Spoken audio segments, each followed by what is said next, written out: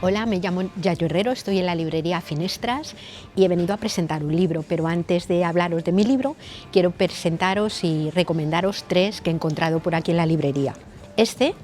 es de Isabel Stenger, se llama En tiempos de catástrofes. Ella es una filósofa de la ciencia y hizo un trabajo excelente para comprender la crisis y sus raíces estructurales.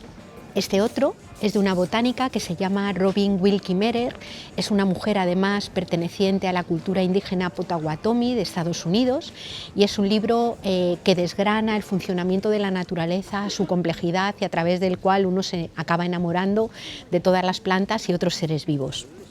Y este otro es un libro que se llama Habitar la Tierra, es de Bruno Latour,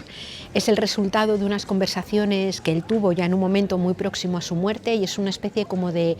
testamento político en el que nos ayuda a comprender el lugar extraño en el que se está convirtiendo el mundo y nos da pautas para aprender a vivir en él, ¿no?